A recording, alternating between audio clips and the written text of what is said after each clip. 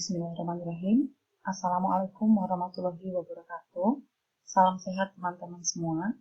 Dalam kesempatan kali ini, saya akan menyampaikan sedikit materi mengenai bentuk-bentuk badan usaha. Sumber bukunya masih sama, yaitu dari Sadono Sukirno 2017. Ada 4 pokok bahasan. Yang pertama, bentuk badan usaha yang utama. Kedua, beberapa badan usaha lain.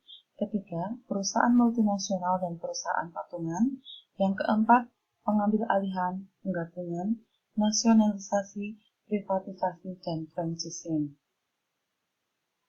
Bentuk badan usaha yang utama terdiri dari perusahaan perseorangan, perusahaan perkongsian, dan perseroan terbatas. Nah, perusahaan perseorangan cirinya adalah dimiliki oleh satu individu. Biasanya, pengelolaannya juga dilakukan oleh satu individu tersebut ataupun beserta keluarganya. Kelebihan perusahaan perseorangan adalah mudah didirikan, jadi tidak banyak peraturan, bahkan boleh tidak menggunakan peraturan apapun. Yang kedua, modal usaha relatif kecil, jadi berapapun modal yang kita miliki bisa kita gunakan. Yang ketiga, pengelolaan fleksibel dan bebas. Jam kerja, keputusan produksi, distribusi, promosi, semuanya tergantung kepada pemilik. Yang keempat, kerahasiaan usaha terjamin. Jadi seluk-beluk usaha hanya pemilik yang tahu.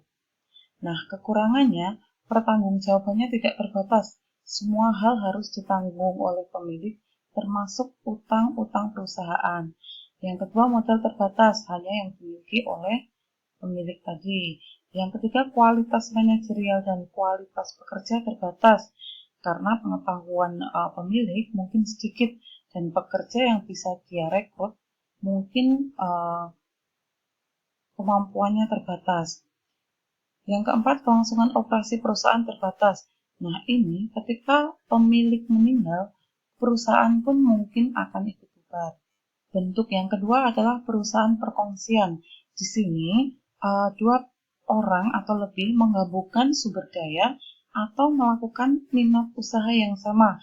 Jadi, beberapa orang bergabung, menggabungkan sumber daya, baik modal, keahlian, maupun tenaga, atau karena ingin memproduksi suatu usaha atau bisnis yang sama. Nah, di sini ada 2 macam perkongsian, yaitu perkongsian umum dan perkongsian terbatas. Kalau di perkongsian umum ini, semua kongsi atau semua pihak harus ikut serta dalam pengelolaan usaha dan bertanggung jawab terhadap utang dan tanggung jawab perusahaan lainnya. Kalau di perkongsian terbatas, ada yang disebut sebagai general partner dan limited partner. Nah, general partner ini yang melakukan segala kegiatan usaha dan bertanggung jawab atas semua beban perusahaan. Kelebihan perkongsian adalah memiliki lebih banyak modal dan keahlian, serta umur usaha lebih panjang. Jadi ketika satu pemilik atau satu kongsi meninggal, masih bisa dilanjutkan oleh kongsi yang lain. Kekurangannya masih sama, pertanggungjawaban tidak terbatas, karena semua pertanggungjawaban harus dikelola oleh orang yang bertanggung jawab tadi, misalnya oleh semua kongsi atau oleh general partner. Yang kedua, masih sukar memperoleh modal. Dan yang ketiga, kemungkinan berselisih dan salah paham. Bentuk yang ketiga adalah perseroan terbatas atau PT. Nah, di sini sudah ada badan hukum. Jadi ini pembentukannya memerlukan akta notaris. Ada beberapa syarat yang harus dipenuhi untuk membuat PT. Nah, ada yang namanya perusahaan publik dan ada yang namanya perusahaan privat. Kalau perusahaan publik ini, saham dijual secara luas melalui pasar saham. Sedangkan perusahaan privat, saham hanya dijual di kalangan tertentu di mana mereka saling mengenal saja. Kelebihan PT adalah tanggung jawab terbatas. Pemegang saham hanya bertanggung jawab sebatas nilai saham yang dia miliki. Untuk utang perusahaan tidak ditanggung oleh pemegang saham. Yang kedua, saham mudah ditunaikan atau mudah diperjualbelikan di pasar saham. Yang ketiga, mudah mendapat modal. Nah, ini perusahaan bisa mendapatkan modal banyak dari banyak pihak untuk mengelola perusahaannya. pengelolaan profesional. Kelebihan yang keempat ini terjadi karena pemegang saham dan pengelola perusahaan merupakan pihak yang berbeda. Pengelola perusahaan biasanya diambil dari orang-orang yang profesional. Sedangkan kekurangannya adalah pendiriannya kompleks, seperti tadi harus ada akte pendirian, harus mengurus berbagai macam persyaratan.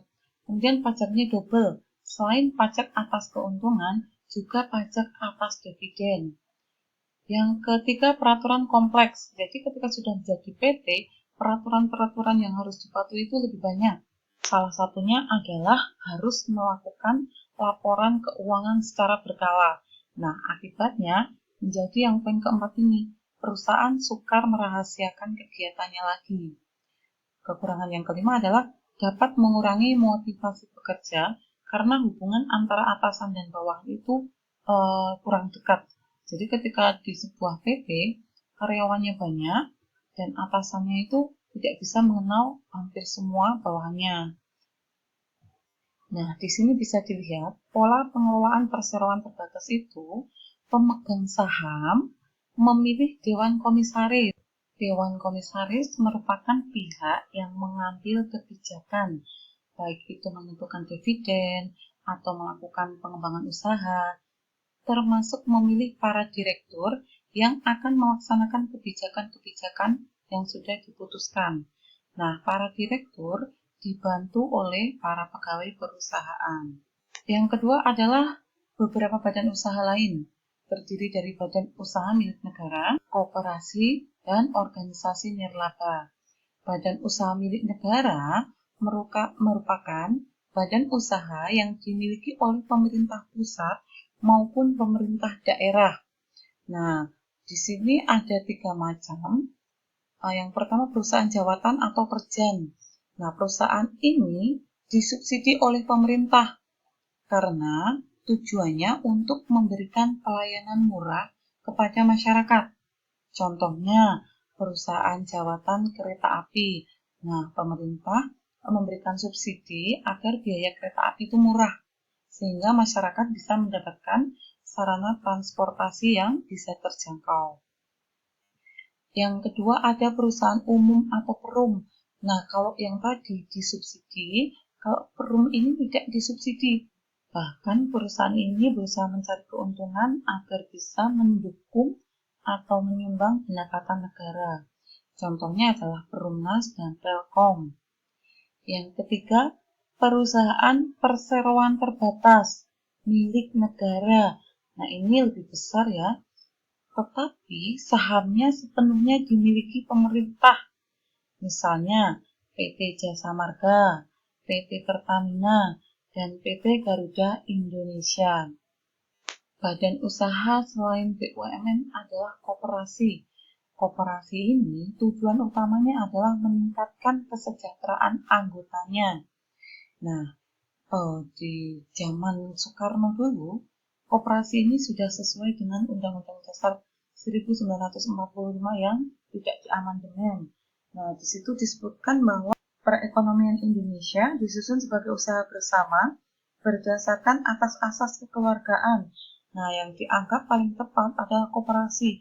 Tetapi ternyata di zaman Soekarno dulu kan perekonomian belum berkembang, sehingga masyarakat tidak punya dana untuk membentuk koperasi.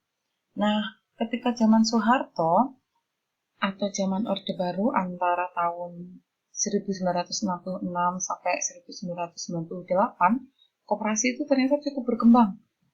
Tetapi peranannya terhadap perekonomian nasional ternyata terus turun karena kalah dengan perusahaan swasta dan penanaman modal asing.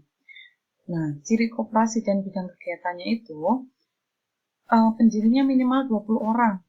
Kemudian harus ada anggaran dasar dan akta pendirian. Modalnya berasal dari semua anggota. Untuk bidang kegiatannya sebenarnya tidak dibatasi, tetapi terdiri dari 3 sektor utama. Yang pertama adalah produsen. Nah, di sini terdiri dari anggota-anggota yang mempunyai barang produksi, misalnya petani karet, petani kopi. Kemudian yang kedua, konsumen. Nah, ini anggotanya terdiri dari orang-orang yang menjual dan membeli barang-barang konsumsi. Kemudian yang ketiga adalah koperasi simpan pinjam yang meminjamkan dan menyimpan dana dari para anggotanya. Untuk asal mula perkembangan koperasi sebenarnya berawal dari kapitalisme saat revolusi industri. Kita tahu, dalam kapitalisme, semua sektor dikuasai oleh individu. Ternyata di situ, yang makmur itu hanya pemilik-pemilik perusahaan, sedangkan para pekerja itu sangat-sangat miskin dan tidak terjamin kesejahteraannya. Karena itu, Rusia memilih menjadi negara komunis yang bisa mengelola seluruh aset kekayaan negaranya. Kemudian dari Inggris ada Robert Owen, dan dari Prancis ada Charles Fourier yang menentang revolusi industri itu.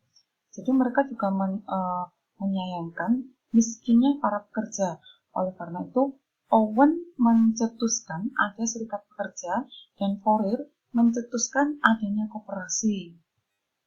Selanjutnya, selain koperasi, ada badan usaha non-profit. Nah, ini tujuan utamanya bukan mencari keuntungan. Sekalipun mereka mendapatkan keuntungan dari usahanya, keuntungan itu dikembalikan ke perusahaan itu sendiri untuk semakin mengembangkan perusahaannya itu. Contohnya, yayasan, badan keagamaan, kemudian ada lembaga-lembaga sosial, ada asosiasi-asosiasi. Nah, mereka itu cenderung tidak mencari keuntungan atau laba. Biasanya hanya untuk mengembangkan atau untuk mendukung isu-isu tertentu. Nah, di sini di Indonesia itu yang paling banyak adalah bidang pendidikan, rumah sakit, dan panti asuhan. Selain bentuk-bentuk usaha yang telah kita pelajari tadi, ada beberapa aspek lain dari organisasi perusahaan. Yang pertama ada perusahaan multinasional.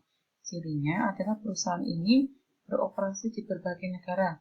Contohnya Honda, Citibank, Philips, Toyota, Nestle, dan masih banyak yang lainnya. Kemudian yang kedua adalah perusahaan patungan atau joint venture. Nah, ini cirinya adalah dua atau beberapa perusahaan bersepakat mengembangkan suatu usaha secara kontrak. Jadi mereka hanya terbatas pada hal yang ingin mereka kembangkan. Misalnya, ingin membuat produk baru atau meningkatkan produksi. Contohnya adalah PT Busri yang melakukan joint venture dengan National Petrochemical Company of Iran.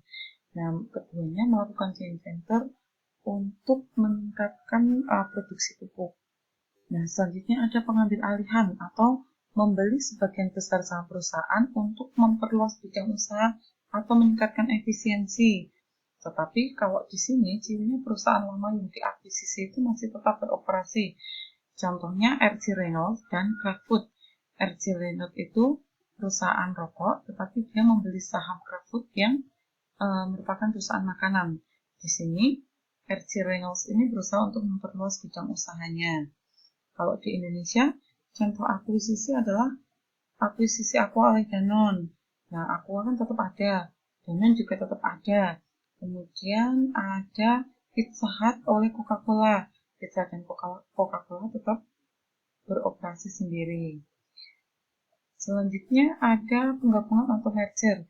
Nah, kalau yang tadi tetap berusaha sendiri-sendiri, beroperasi sendiri, kalau di sini menjadi satu badan usaha. Contohnya adalah Daimler Chrysler yang sama-sama merupakan perusahaan mobil dari AS dan Jerman. Nah, kalau itu disebut horizontal, merger horizontal yang usahanya sama. Selain itu ada merger vertikal, yaitu perusahaan dengan pemasoknya. Kemudian ada konglomerat, ini beda. Kalau contohnya tadi Renault dengan Kraft di merger, nah, itu menjadi merger konglomerat. Kemudian nasionalisasi dan privatisasi sudah kita bahas. Nah, untuk divestasi ini pelepasan salah satu jenis usaha atau lini usaha suatu perusahaan. Contohnya XL Axiata menjual tower ke PT Protelindo, tetapi tetap mempertahankan usaha singkat dan real pulsa. Selain itu ada franchising, yaitu memberi hak seseorang atau perusahaan untuk melakukan kegiatan seperti yang dilakukan suatu perusahaan tersebut. Contohnya KFC dan McD. Baik produk, penjualan, promosi semuanya bisa sama dengan yang aslinya. Nah, sekian yang bisa saya sampaikan. Wassalamualaikum warahmatullahi wabarakatuh.